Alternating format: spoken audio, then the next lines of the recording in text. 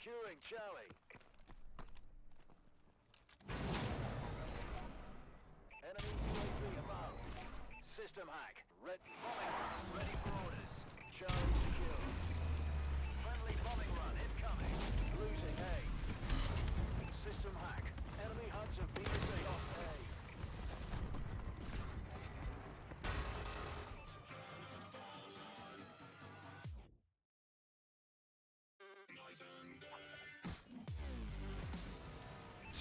What's going on, guys? Rob here, and I'm bringing you my impressions of Advanced Warfare. Everyone else has done it. I thought I'd do it. Why not throw in my 2 pence?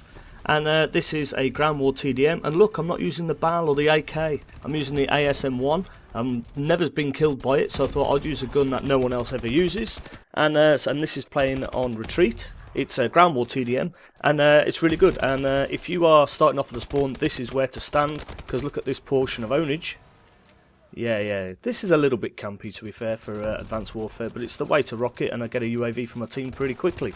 So let's get into it.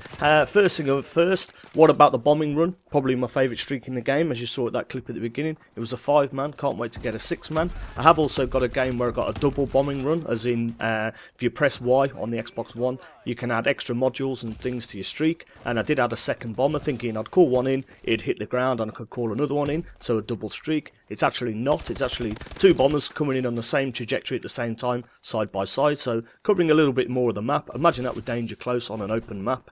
Devastating. I'm going to have to try it. There are some other things I want to try, like the ripped off turret as a kill streak, see what happens there. So yeah, so this game is pretty awesome. It's so fast paced. The exo abilities, I was instantly pretty good at them because I played a lot of Titanfall. It's a lot like Titanfall in the way it moves, and it's also not like Titanfall in the way it moves, which sounds odd, but the exo abilities, you've got the boost, strafe, the ground pound, which I've only actually ever hit 1 ground pound, but it was absolutely awesome. It felt like bloody Mario, but it was awesome. As I say, the game is really fast paced, and the learning curve is massive.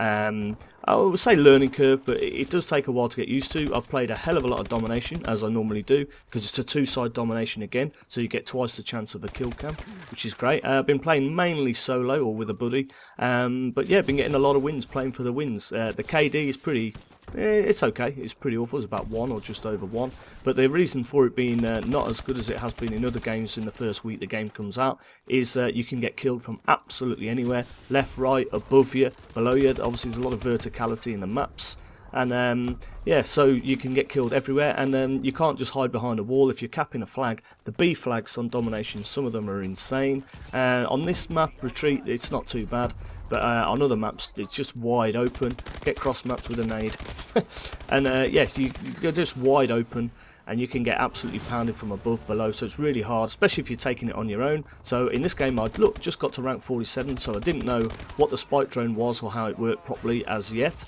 but I have got a couple of things in the with the spike drone. I hit a really nice kill cam on this map actually. A link will be on screen for that, make sure you go and watch it, it's pretty beast. And I also got the first cross map, not the first, but my first cross map, which I thought was awesome, which was on Green Band was the map, which is a pretty small map, so that's going to maybe be only the one of the maps that you can cross map the spike drone on, because the trajectory is weird and you've got to get it over buildings and stuff. And also obviously boomerangs. I've only hit a couple of boomerangs, couple intentionally, couple not. Again, domination's the way to get your boomerangs on those flags. Fire it over and above them, prone out like a cabbage and call it back, and it's so satisfying.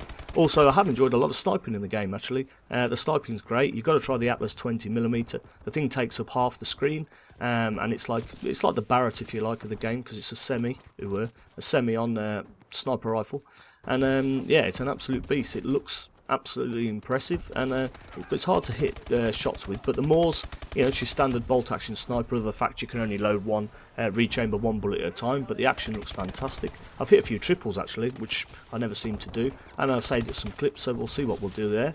But other to that, it's great. The time of recording this, I've actually have prestige once, and I'm going to prestige again in the next day or 2. The one thing I don't particularly like is the camo unlocks. You lose all the stuff you're working towards a camo unlock for a prestige. So you prestige, you lose all the headshots, hipfire kills, any camos, So you lose all that. So obviously everyone wants to have a look at royalty camo, which was like the diamond camo of Black Ops 2. You get kills with everything in the gun class, SMGs, whatever it might be, and yeah, it resets. So I'm not going to be going for any camos until I hit 15th prestige. If I do decide to go, that's a 2-piece by the way. If I do decide to go to full 15, which probably will, get turned on, motherfucker. It'll take a while, but it'd be something to do because I am enjoying the game, and you know, there's no rush. I was like having a week to try and get that prestige done. I got that prestige done in the first night the game came out, day 0 actually. I really grinded it out, and then desperately wanted to go to bed, but I was like level 49 and just had to grind level 50. But I did end up going to bed at about 4 AM, and it was great, and I was back on in the morning playing and grinding some more levels. Great fun. And there were some really good players and there's some really bad players like any COD. But there we go. So that's my impressions. As I say, the B flags are mental. Check this clip at the end. It's on terrorist domination. This is the way to hit a flag. Absolutely awesome. They're slain by naught, getting a kill cam. Thanks for watching. Peace.